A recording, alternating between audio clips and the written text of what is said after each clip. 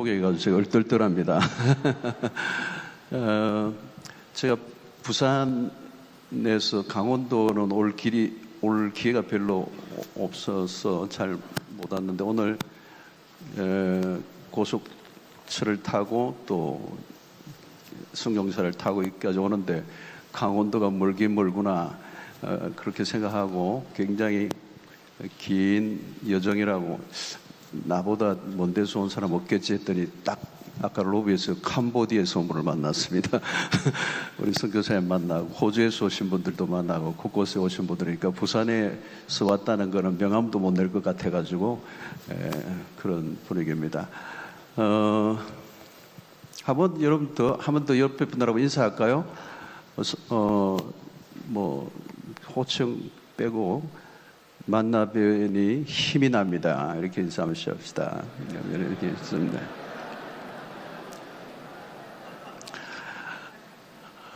이번에 메시지들은 전부 다 연결해서 에베소서를 1장부터 살펴보는 걸로 이렇게 집행부에서 말씀을 해서 제 의도와 상관없이 에베소서 1장부터 우리 살펴보는 저는 1장 1절부터 6절까지 살펴보겠습니다. 아마 6장 끝나면 집에 갈 것 같습니다. 아까 우리 기도하신 우리 목사님, 여 목사님 말씀처럼 코로나19를 지나고 가장 큰 피해를 입은 곳이 있다면 교회다 이런 얘기를 합니다. 뭐 그게 억울하든 억울하지 않든 세상이 교회에 대한 시선이 굉장히 차갑고 또 교회 내부적으로도 우리가 우리 자신을 봐도 굉장히 또 실망하고 절망할 만한 그런 요소들이 굉장히 많이 있습니다. 그뿐만 아니라 우리가 잘 아는 것처럼 굉장히 코로나가 우리의 세상을 엄청나게 바꿔 놓았습니다. 그리고 GPT를 통해서 보니까 우리가 앞으로 한 10년, 뭐 20년은 상상할 수 없는 변화를 우리가 맞게 되고 또 이 무신론적 또 이 불신이 가득한 기독교가 코너에 몰려 있는 듯한 이런 상황 속에서 우리가 처해져 있습니다. 뭐 여러 가지 상황을 보면 희망적인 요소들이 별로 보이지 않아요. 오늘 에베소서를 보면서 에베소의 이 바울의 이 처했던 그 당시는 로마가 가장 번성했던 제국의 힘 앞에 또 에베소 교회를 향하여서 편지를 쓰고 있는 바울은 지금 감옥 안에 어떻게 보면 뭐 기독교가 아직 교리화되지도 않고 체계화되지도 않고 또 소수고 교회가 세워져 있지만 개정이 미미하고 그리고 그 시대도 엄청난 역사의 변화의 시점에 있었다고 본다면 아마 바울이 처했던 그 입장도 오늘 우리의 상황보다 훨씬 더 열악했으면 열악했지 좋았던 환경은 아니라는 그런 생각이 듭니다. 자, 그런데 오늘 이 편지를 쓰면서 바울이 이 3절에서 1, 2절은 우리가 일반적인 서신에 그의 편지라면 그냥 서술이라면 3절이 이제 핵심적인 구절로 시작이 되는데 바울은 뭘로 시작되느냐면 찬송하리로다로 시작이 됩니다. 저는 이 에베소서를 보면서 이 앞부분에 바울은 찬송으로 시작하고 있다는 거죠. 감옥에 갇혀 있는 상황 속에서 또 거대한 로마의 제국의 그 화려한 힘이 느껴지는 그 시대 속에 사실 눈에 보여지는 것은 아무것도 없는데 바울은 지금 찬송하리로다 이렇게 시작을 하고 있습니다. 시작하자마자 찬송이 터졌다는 것은 굉장히 의미가 있는 것 같아요. 가장 먼저 찬송이 나온다. 여러분 우리의 일과 중에 찬송으로부터 시작할 수 있을까? 오늘 우리가 일어나서 아침에 찬송으로 시작할 수 있을까? 우리가 사역을 시작할 때 찬송으로부터 시작할 수 있을까? 놀라운 것이죠. 여러분, 사실 오늘 우리 시대에 뉴스를 들어보면 찬송할 일이 별로 없어요. 또 우리가 동력자들끼리 만나서 대화를 하더라도 찬송할 만한 그런 상황이 별로 없어요. 우리의 상황이나 우리 들려오는 소식을 들으면 다 신음소리고 절규하는 소리입니다. 저는 목회를 하면서 우리 성도들로부터 들려오는 소리도 오늘날 정말 겉으로는 굉장히 화려한 이 나라가 됐지만 속으로 들여다보면 병적 사회거든요. 골마있거든요. 정상적인 삶을 살아가는 사람들을 찾아보기가 쉽지 않은 것 같은 느낌. 바울은 지금 찬송하리로부터 이 편지를 시작하고 있다는 겁니다. 여러분, 찬송은 무엇입니까? 전반적으로 그의 시선이 하나님을 향해 있다는 겁니다. 그의 서신 초반부터 바울은 하나님께 초점을 맞추고 있다. 여러분, 우리가 하나님께 시선을 고정하지 않으면 우리는 금방 염려와 근심과 수심에 갇힐 수밖에 없습니다. 우리의 시선을 하나님께로 고정하지 않고 상황으로 옮겨지는 순간부터 우리는 찬송을 잃어버립니다. 바울은 하나님이 하시는 일을 지금 목격하고 있는 거죠. 하나님과 하나님이 하신 일. 바울은 무엇인가를 목격한 거죠. 찬송이 그냥 터지는 건 아니잖아요. 의례적이고 의무적이고 그런 찬송이 아니라 이 지금 편지 서신의 내용을 보면 그런 가슴 깊숙한 곳에서부터 찬송이 터지는 거거든요. 뭔가를 목격한 것입니다. 자, 그가 찬송하는 이유는 오늘 우리가 잘 아는 것처럼 복을 언급하고 있어요. 복. 에베소서는 복으로부터 시작합니다. 여러분, 복은 성경에 매우 중요한 주제죠. 인간이 죄로 인해서 잃어버린 것이 복입니다. 에덴에서의 추방은 복으로부터의 제외된 것입니다. 복과 멀어지면 그것이 저주입니다. 하나님과 멀어져 있는 것, 그게 저주입니다. 그래서 오늘 이 세상은 저주 아래에 있는 거죠. 그래서 저주 아래 사는 것이 어떤 것인가를 에베소서 2장 앞부분에서 잘 얘기하고 있습니다. 허물과 죄로 죽었던 너희들, 죄와 세상과 마귀의 지배 아래에 있는 삶. 그래서 어떻게 보면 오늘 이 세상을 들여다보면 그야말로 저주 아래에 있는 모습을 우리가 늘 보고 있습니다. 그런데 이 저주를 풀고 복이 임해야 하는데 지금 바울은 그 얘기를 하고 있는 것이죠. 여러분, 창세기 12장도 마찬가지입니다. 구원의 드라마가 구체화되는 출발점, 아브라함이라고나 한 사람을 부르시고 그를 통하여 열방의 복의 통로가 되게 하시고 모든 민족의 그로 인하여 복을 받게 하시는 이 놀라운 일들. 그런데 이 복의 개념이 오늘 한두 사람이 아니라 이 복이 모든 열방 가운데. 그래서 하나님께서 아브라함을 부르시기 이전에 이미 하나님은 온 세계 모든 열방의 구원을 얻기를 원하시는 하나님의 뜻을 그 아브라함을 통해서 드러내셨습니다. 코카콜라가 나오기 전에, 토요타가 나오기 전에, 구글과 아마존이 나오기 전에 이미 모든 열방, 온 세상을 바라보시며 구원을 이루고자 하시는 하나님의 뜻이 드러납니다. 그래서 창세기 12장 2절로 3절은 선교적으로 매우 중요한 구조죠. 내가 너로 큰 민족을 이루고 내게 복을 주어 내 이름을 창대하게 하리니 너는 복이 될지라. 너를 축복하는 자에게 내가 복을 내리고 너를 저주하는 자에게는 내가 저주하리니 땅의 모든 족속이 너를 말미암아 복을 얻을 것이라 하신지라. 저주 아래 있던 이 세상의 복음이 창세기 12장에 나옵니다. 하나님은 복이신 하나님입니다. 하나님은 복의 근원이 되십니다. 인류를 복으로 초대하십니다. 땅의 모든 저주를 풀기 위해서 하나님께서 하늘 문을 여시고 복을 내리셨어요. 그래서 오늘 1장 3절에는 하늘에 속한 복이라고 그랬습니다. 하늘이 열려야 복이 땅에 임하는 것입니다. 하늘은 하나님만이 여시는 거죠. 그 하늘을 여셔서 하나님이 보내신 것이 바로 예수 그리스도시고 예수 그리스도의 복음을 통하여 온 모든 민족이 구원을 얻게 하시는 하나님의 뜻이 일어난 것입니다. 그래서 에베소서의 출발은 복입니다. 신령한 복, 근데 이 복을 구체적으로 4절에 이렇게 표현하죠. 곧 창세전에 그리스도 안에서 우리를 택하사 우리로 사랑 안에서 그 앞에 거룩하고 흠이 없게 하시려고 신령한 복을 주신 것이죠. 여기서 중요한 것은 하나님의 선택입니다. 신적 선택. 이 선택은 하나님의 주권 속에서 일어난 거예요. 여러분, 세상에 일어나는 그 어떤 일도 하나님의 주권을 벗어나서 일어난 일은 없습니다. 코로나19도 하나님의 주권 속에 일어났음을 우리는 믿습니다.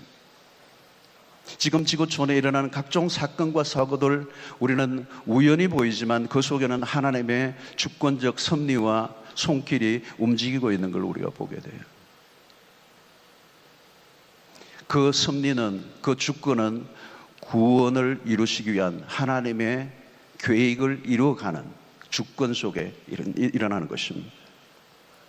오늘날 교회가 어렵습니다. 위기입니다. 선교도 비상이라고 그럽니다. 그렇지만 하나님은 이 모든 일들을 통해서 하나님의 구원의 계획을 멈추지 아니하시고 방해를 받지 않으신다는, 저는 그것이 로마서 8장 28절의 말씀이라고 믿습니다. 우리가 알거니와 하나님을 사랑하는 자 곧 그의 뜻대로 부르심을 입은 자들에게는 모든 것이 합력하여 선을 이루신다라고. 이 구절은 우리가 흔히 고난의 속에서도 불구하고 하나님은 합력하여 선을 이루셔서 우리를 그 고난으로 승리케 해주실 것이다 라고 하는 관점으로 이 구절을 해석할 때가 많지만, 사실 이 로마서 8장 28절은 하나님의 구원을 이루어 가시는 일에 하나님의 모든 사건과 일들을 사용하여 내시고 마침내 구원을 이루어 내시고야 마시는 하나님, 이 합력하여 선을 이루신다는 이 선의 궁극적인 것은 구원인 것입니다. 오늘 여기에 하나님의 선택, 이게 성경 전체에서 말씀하고, 너희가 나를 택한 것이 아니고 내가 너희를 택하여 세웠다. 모든 주도권은 하나님에게 있다는 겁니다. 개인의 구원도 어떤 민족의 구원도 하나님이 하신다. 구원의 역사는 전적으로 하나님에게 달려있다. 자, 오늘 여기에 선택의 시점은 뭡니까? 4절에 곧 창세전에 그리스도 안에서 우리를 택하사. 인간이 존재하기도 전에, 이 창세전에는 시간과 공간의 개념이 아니죠. 하나님의 경륜의 깊이를 말하고 있습니다. 구원이 우연히 뜻밖에 이루어진 게 아니라는 겁니다. 창세전이라는 말에서 우리는 하나님의 선택의 무게를 느낍니다. 구원은 하나님의 빈틈없는 완벽한 계획 안에서 이루어졌다. 어느 것 하나 우연히 일어난 것이 아니고 그 모든 일들은 하나님의 구원을 이루어내시려고 하시는 사건과 연관이 있다. 그래서 어거스틴은 이런 얘기를 해요. 우리의 삶은 수많은 닭 발자국이 어지럽게 찍혀있는 양계장과 같아. 그러나 믿음의 눈으로 보면 우리의 삶에 어떤 반복되는 패턴과 일관성과 구체적인 모양을 띠게 된다. C.S. 루이스는 내가 그토록 만나지 않으려는 분에 지칠 줄 모르는 다가오심을 느꼈다. 거부하려고 해도 거부할 수 없는 손길, 이게 하나님의 선택이고 그것은 창세전부터 계획된 바 되신. 그래서 요한복음 6장 44절에 나를 보내신 아버지께서 이끌지 아니하시면 아무도 내게 올 수 없으니 오는 그를 내가 마지막 날에 다시 살리리라. 한국에 130년 전에 복음이 들어왔습니다. 동방의 아주 작은 나라, 감춰져 있던 나라, 이곳에 복음이 밀고 들어왔어요. 어떤 선교학자는 그래요. 1907년에 일어났던 평양 대부흥 운동은 독특한 사건이다.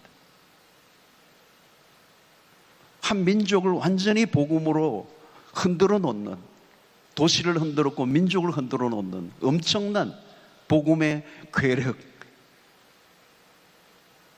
여러분, 이것은 유럽 중심에서 일어난 그런 복음의 역사가 아닌 전혀 다른 아시아의 아주 숨겨진 조그만 도시에 강력한 복음의 역사가 하나님이 하시는 거죠. 아무도 예측할 수 없었던, 아무도 예측하지도 못했던 불가항력적인 은혜가 이 민족 위에 임하시는, 그것이 오늘 4절에 있는 것, 곧 창세전에 그리스도 안에서 우리를 택하사 우리를 사랑 안에서 그 앞에 거룩하고 흠이 없게 하시라고. 여러분, 택하심의 이유는 분명하죠. 여기 거룩하고 흠이 없게 하신다는 것은 새 창조의 의미, 새로 지으심을 말하는 거죠. 에베소서에 나오는 매우 중요한 주제입니다. 새롭게 하십니다. 우리는 죄로 인하여 완전히 더럽혀진 존재들, 아무 소망이 없는 그 존재를 하나님이 보시기에 좋았더라라고 하는 그런 상태로 돌려놓으시는, 거룩하고 흠이 없게 하시려고 하시는 하나님의 그런 회복의 계획이 이 구원 안에 있는 것이죠.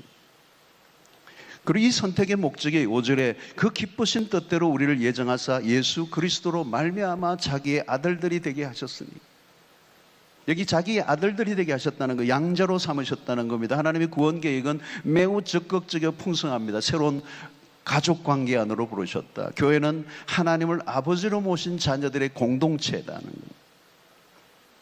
그러므로 그리스도를 믿는 순간부터는 민족적 개념이 없어져 버리는 거예요. 그리스도 안에서 다 하나가 된다는 거예요. 남자나 여자나 유대인이나 이방인이나 종이나 자유자나. 그래서 이 에베소서 1장 10절에 하늘에 있는 것이나 땅에 있는 것이 다 그리스도 안에서 통일되게 하려 하심이라.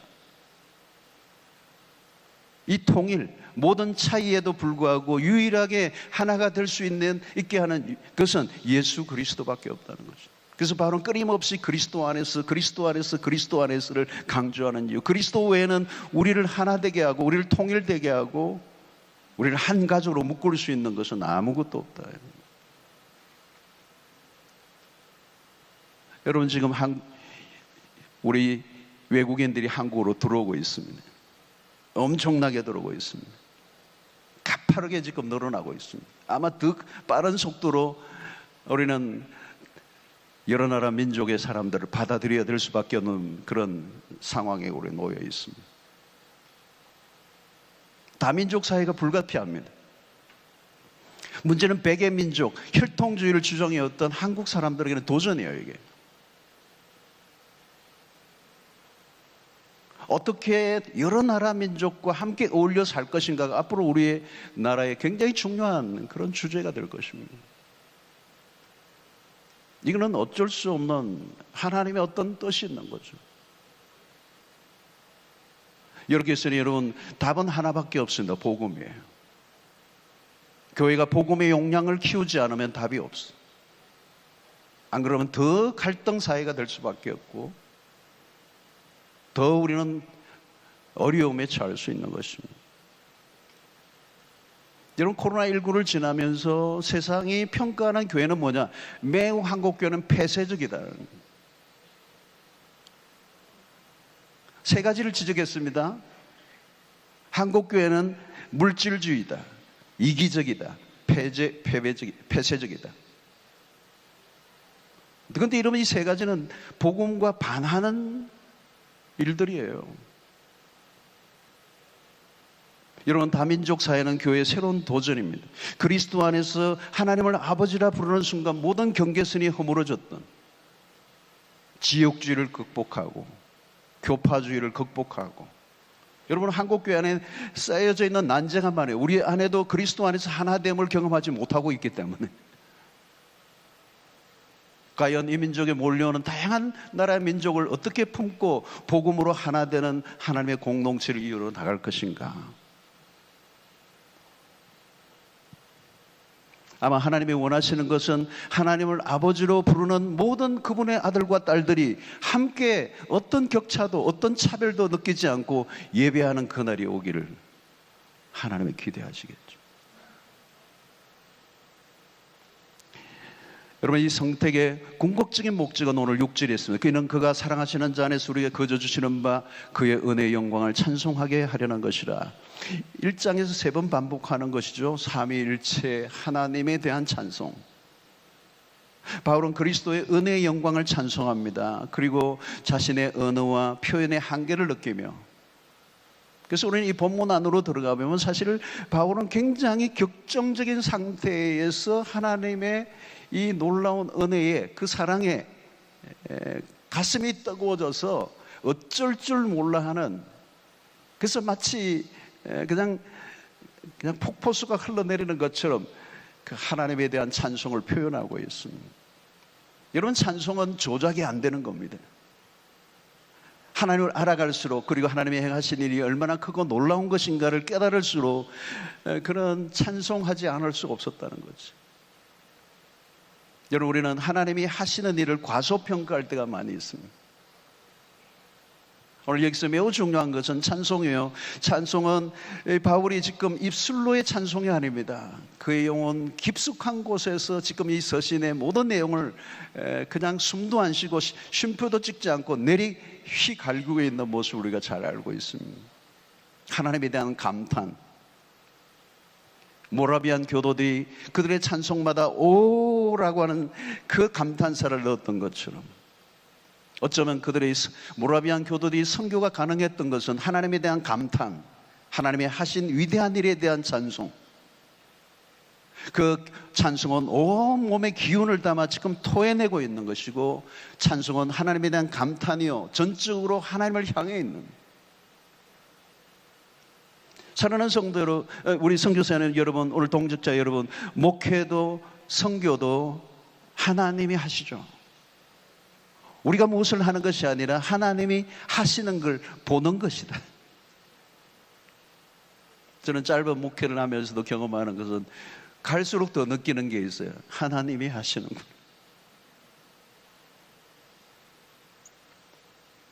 여러분, 오늘 짧은 구절 안에서 붙잡아야 할 단어들이요, 창세전에 그리스도 안에서 그 기쁘신 뜻대로 그의 사랑하시는 자 안에서 대단한 구절들이에요. 우리에게 베푸신 구원이 얼마나 놀라운지, 그 하나님의 계획이 얼마나 어마어마한 것인지, 그리고 그 구원의 사이즈가 얼마나 풍성한 것인지, 그리고 그 일을 통하여 하나님이 온 땅 가운데 드러내시려고 하시는 것이 무엇인지. 여러분, 우리가 신앙이든 우리의 모든 사역이든 첫 번째는 그분의 경이로움에 눈을 뜨는 것입니다. 경이로움에 눈을 뜨는 만큼 감탄은 커지고 찬송은 깊어지. 바울은 그 사실을 발견하는 순간 감옥 속에서 그는 찬송이 터지고 있어. 암울한 상황, 아무것도 보이지 않는 상황, 인간적으로 보면 아무것도 감사할 것도 없고 아무것도 찬송할 것이 없어 보이는 그 순간에 그는 지금 찬송이 터지고 있어. 그냥 찬송하는 게 아니에요. 3절부터 14절까지 끊어지지 않고 한 문장으로 이어져 있다는 걸 우리가 알고 있잖아요. 바울은 마치 펜을 들었다면 내릴 겨를도 없이, 숨 쉴 겨를도 없이 써내려가고 있는 것입니다. 이 문장들 안에 우리는 이 에베소서를 보면 한 단어, 한 문장 하나의 어떤 것도 놓칠 수 없을 만큼 주옥 같은 그런 단어들이 줄줄이 이어지고 있습니다. 바울의 심장을 우리가 간접적으로라도 느낄 수 있다면 아마 우리도 가슴이 뛸 수밖에 없을 거예요. 여러분, 하나님에게 다가갈수록 우리는 찬양을 터집니다. 찬양을 하는 사람은 어둡지 않습니다. 밝습니다. 찬양은 상황에 의존한 것이 아닙니다. 우리를 택하시고 양자 삼아주시고 구속하신 그 은혜만으로도 충분한 찬양할 이유는 분명하다는 거죠. 모든 것은 하나님이 하신다. 여러분, 언제 절망합니까? 우리 자신을 바라볼 때. 여러분, 찬양을 잃어버렸다면 하나님이 아니라 우리 자신에게 주목하고 있는 것입니다. 요즘 한국 교회 안에 패배주의가 만연해 있습니다. 그리고 코로나19를 지나면서 많은 각종 통계와 수치들을 보면서 우리는 더 절망해야 합니다. 통계를 내고 분석을 하면 할수록 더 절망합니다. 우리는 그 통계를 믿습니다. 그 통계를 신뢰합니다. 그리고 그 통계 안에 갇혀버렸습니다. 그리고 그 통계들을 바라보면서 우리는 더 이상 희망이 없다고 말합니다. 이제는 안 된다고 얘기합니다. 바울은 오늘 찬송하리로다 그랬습니다. 바울의 상황은 오늘 우리보다 훨씬 더 열악합니다.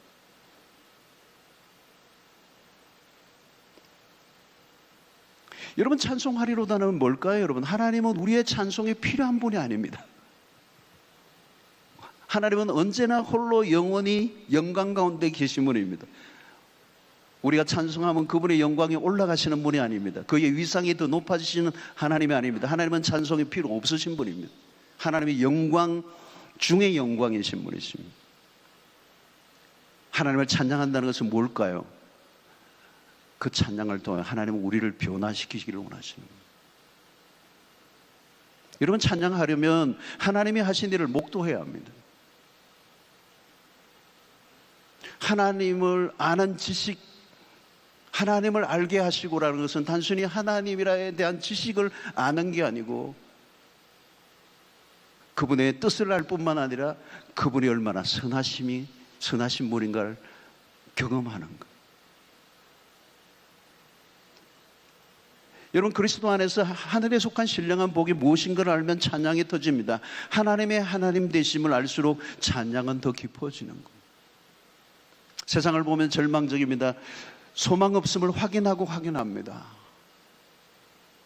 저는 주일날 저녁에 어떤 한 성도를 만났습니다.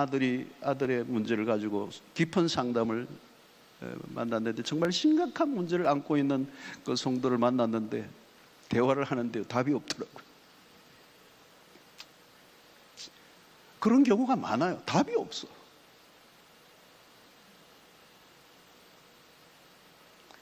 오늘 이 한국 사회가 얼마나 망가져 있는지 상상을 초월해요.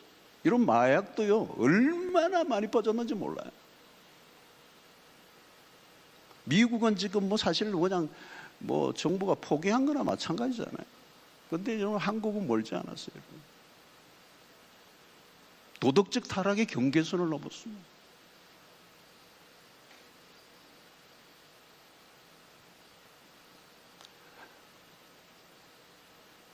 교회 자체를 봐도 그래요, 여러분. 세상에 답이 될 수 없었던 코로나19로 고통하는 이웃의 교회가 답이 되지 못했던, 무엇으로도 메시지를 주지 못해 소망이 된다. 이 절망의 시대에 교회가 소망이라고 하는 그것을 느낄 만큼 세상에 아무것도 준 게 별로 없어요.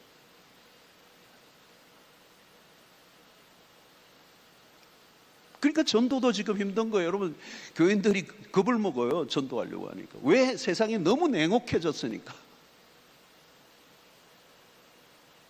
교회는 노예에서는 교회 문 닫는다는 소리가 들리고, 교회가 문을 닫는 게 아니라 지금 노예가 없어지는 지경이 되어가는 거예요. 노예 합병이 일어나는 거예요. 노회가.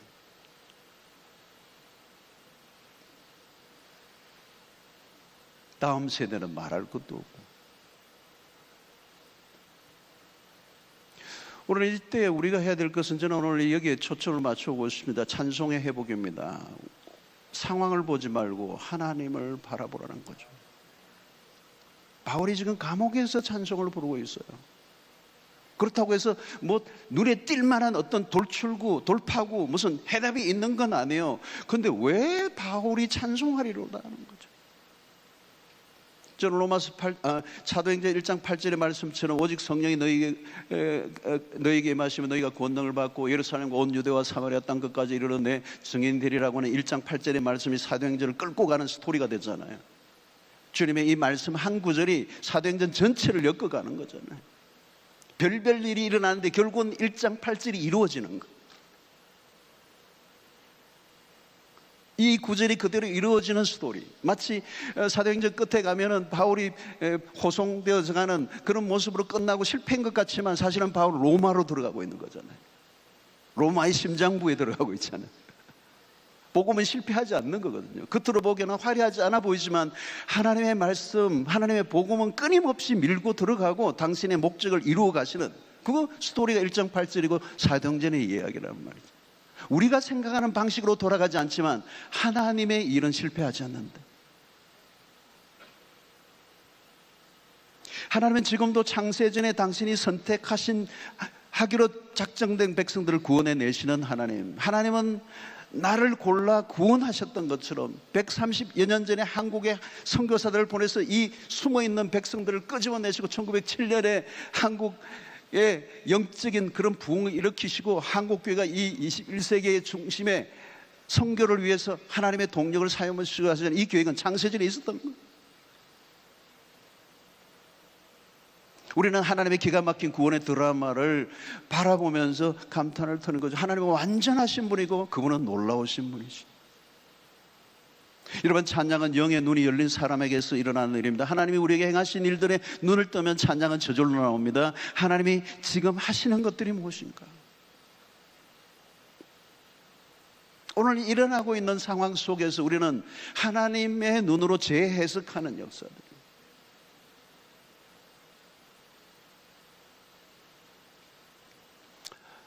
하나님은 살아계십니다.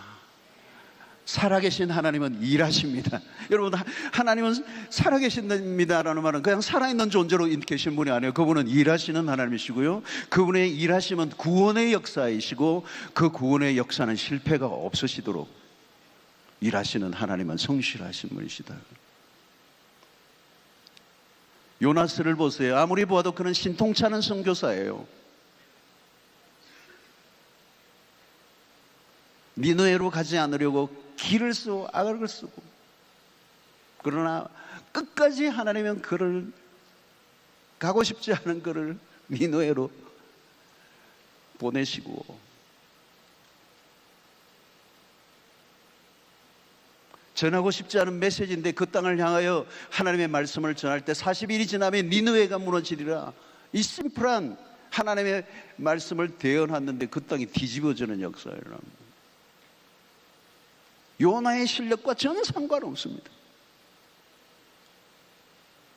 하나님의 구원을 이루어 가시는, 구원은 하나님이 이루어 가신다.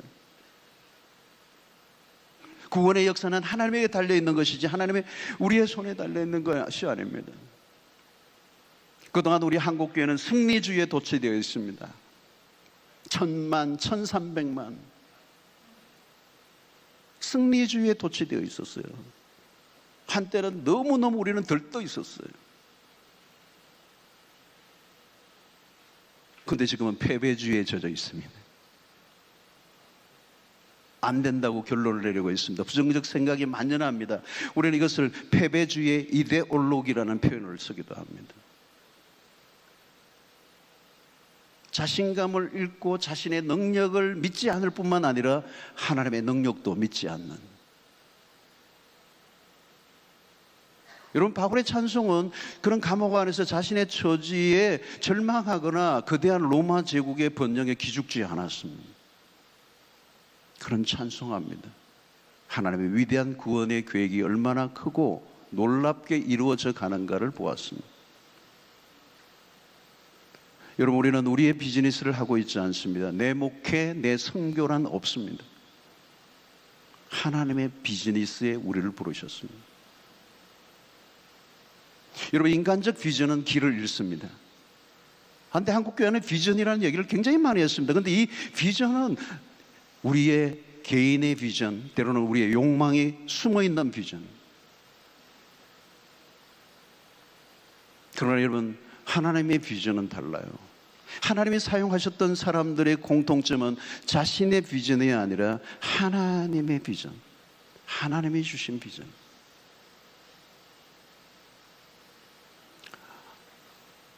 마이 비즈니스가 아니라 그분의 비즈니스. 저는 매일 아침 새벽 기도 하면서 기도가 길어질 때마다 깊은 영적 세계에 들어가기 위해서 들어가는 그런 깊은 기도라 길어지는 것이 아니라 제 안에 있는 욕망과 싸우는데 그 욕망이 쉽게 사라지지 않는 것 때문에 기도가 길어져요. 사투를 벌이는 거죠. 주님을 위한 목양을 한다고 하지만 내 안에 있는 욕망은 끊임없이 일어나고 번식되고 나를 지배해버리려고 하는 이 무서운 힘을 느끼기 때문에 새벽마다 사투를 벌려야 돼. 매일 나는 뭘 걱정하는가? 내 목회, 내 목적, 내 비전을 이루려고 하면 걱정이 많아요. 근데 하나님의 비전, 하나님의 목적, 하나님의 뜻을 우리가 바라본다면 그분은 그분의 일을 이루시고야 말 것이기 때문에 우리가 걱정할 게 아무것도. 인간적 비전은 길을 잃어요. 그러나 하나님의 비전은 길을 잃지 않습니다. 바울이 그랬습니다. 인간적 야망으로 다메섹 도상으로 가던 그를 꺾으시고 복음을 위한 이방의 사도로 불러내셨습니다. 예수의 복음이 로마를 넘어 온 세상을 향하여 가게 될 것을 그가 보았습니다. 그건 하나님의 비전이었습니다. 오늘 우리는 모든 상황을 하나님 안에서 재해석할 필요가 있습니다. 그때 우리는 긍정이 나올 수 있습니다. 이것은 그냥 인간적 긍정이 아니라 하나님 안에서 보는 새로운 시각, 한국교회를 어떻게 사용하실지 우리는 기대해야 합니다. 포스트 팬데믹, 한국교회가 큰 침체, 또 선교나 모든 영역의 외적 상황에 우리는 기죽을 필요도 없고 주눅이 들 일도 없고 스트레스 받을 일도 없고 하나님은 하나님의 일을 행하실 것이라고 믿는, 틀림없이 하나님은 우리에게 새로운 기회를 주신다고 저는 믿습니다. 부산에 오래된 맛집이 하나 있습니다. 모밀집인데요, 오래된 건물이에요. 골목에 있어요. 찾기도 힘들어요. 거기는 그냥 좀 황폐화된 이제 도시에서 빠져있는 사람들이 빠져나가서 굉장히 찾기 어려운 곳인데 점심때 가면 줄을 서요. 맛이 괜찮아요. 이게 몇 년 됐느냐면 이 맛집이 역사가 70년 됐어요. 소바 좋아하시는 분들은 부산에 오시면, 저에게 찾아오시면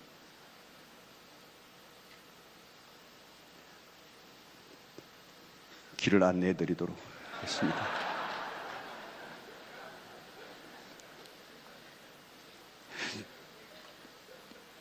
(70년) 검증된 맛이에요. 그게 그냥 먹는 게 아니고 70년의 세월을 통하여 검증된 맛이에요. 오묘해요. 맛이 그냥 당겨요. 매일 출근해도 괜찮을 만큼 맛이 있어요. 오늘 춘천 막국수 점심에 먹었는데 게임이 안 돼요. 그 육수와 면도 그들이 직접 만들어요. 그 뭐가 있는 거예요. 비밀이 있는 거예요. 70년 동안 망하지 않고 한 가게가 손님들 줄을 세우니까 이게 뭐가 있는 겁니다. 뭐가 있는 거예요. 안 망한 거잖아요, 여러분. 어떤 교회는 몇 년 만에 망했다 하기에는 좀 그렇고 문 닫았는데, 개척교회 없어져 버렸는데 이 집은 70년 그 잘난 소바 70년 동안 그냥 돈 벌어 온 거예요. 엄청난 사람들이 밀려가 표 받고 기다려야 되는 거예요.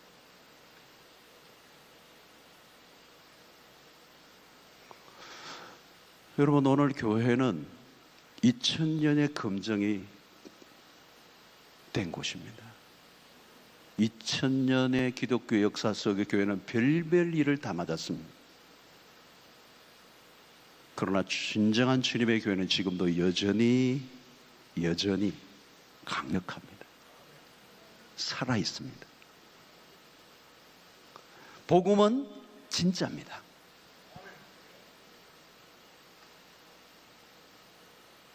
사고를 우려내는 곰탕집이 그렇잖아요. 오늘은 충분히 우려나지 않아서 팔지 않습니다. 다 붙여놔도 막 팔지 않는 거예요. 충분히 우러나지 않았기 때문에 오늘 팔 수 없습니다. 내려오십시오. 웬만하면 물 타고 팔 텐데 복음에 물 타지 않고 우리가 믿는 진리에 대한 확신을 가지고 이 복음이 한 사람의 인생을 완전히 뒤집어 놓는 것을 우리가 안다면, 내가 경험했다면 오늘 우리가 들고 있는 이 성경이 진짜라고 하는 사실을 우리가 믿는다면, 그 속에 계신 하나님이 진짜 하나님이시라면, 그분이 창세전부터 계획하신 바대로 하나님의 백성들을 자기 아들, 그리스도 안에 자기 아들을 삼으시는 이 놀라운 일들을 2000년 동안 해 오셨고, 지금도 구원의 역사는 이루어져 가고 있고, 오늘 또 남미와 아프리카와 아시아권과 중국 안에 지하 처소계까지, 그리고 한국의 곳곳에 살아있는 하나님의 교회들은 2000년의 역사의 터 위에 서 있는 것. 그 교회는 망하지 않는 겁니다. 하나님의 비즈니스는 망하지 않습니다. 마이 비즈니스는 망할 수 있습니다. 내 야망으로 세워진 교회는 망할 수 있습니다. 그러나 하나님이 행하시는 역사는 실패가 없습니다. 중단도 없습니다. 100% 하나님이 이루십니다. 우리는 그것을 믿습니다. 모밀집 70년 된 식당보다 못한 우리의 삶이 되었어, 우리의 사역이 되어서는 안 돼요. 어쩌면 바울은 감옥 속에서 그것을 본 것입니다. 그의 입술에 찬송이 터진 것은 그가 만난 예수 그리스도, 그가 경험했던 복음, 그 율법주의에 사로잡혀 그게 자기의 모든 생명을 들었던 그가 다메섹에서 예수 그리스도를 만난 그 순간 그의 인생이 뒤집어지고 그의 삶이 새로워지면서 그의 생애 전체를 쏟아부었던 그 복음은 오늘 우리가 가지고 있는 복음이요. 그 복음을 위해서 우리가 살아가는 것은 후회함이 없을 것이고, 우리의 그 사역을 통하여서는 하나님은 영광을 받으실 것입니다. 우리의 비전을 내려놓으시고 우리의 꿈과 야망도 내려서 그분의 기쁘신 뜻대로 창세전부터 예정하신 바대로 자기의 아들들을 택하시는 그 사역에 우리를 부름받으시고, 우리가 있는 곳에서 이 진짜 복음,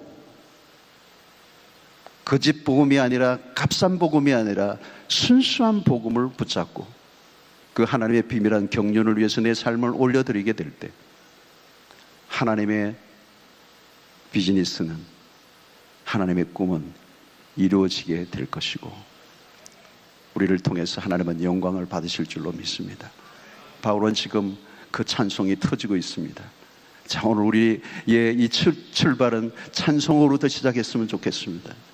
하나님에 대한 감탄을 잃어버렸다면, 하나님의 진리에 대한 감탄을 잃어버렸다면, 복음을 처음에 접했을 때 그 복음의 광야로움에 사로잡혀 찬송이 터졌던 것이 사라졌다면, 하나님의 하나님 되심을 인정하고 그분의 이름을 높여드리고, 그분은 하나님이시요 만왕의 하나님이시요 온 세상을 통일케 하시려는 하나님이요, 하나님의 아들 예수 그리스도를 보내시고 온 인류를 구원하시고자 하시는 하나님의 그 놀라운 계획을 바라보면서 또 그 안에 우리를 불러주신 것에 감격하고 하나님을 찬송하게 될 때, 오늘 우리 안에 있는 패배주의와 절망을 걷어내고 낙심을 걷어내고 주눅든 걸 걸어내고 당당하게, 거침없이 담대하게 오늘 우리에게 주어진 자리에서 주님을 위해 살아가게 될 때 주님께서 우리를 사용해 주실 줄로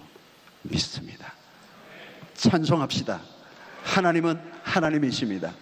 그분은 위대하십니다. 우리 하나님께 영광의 박수를 올려드리겠습니다.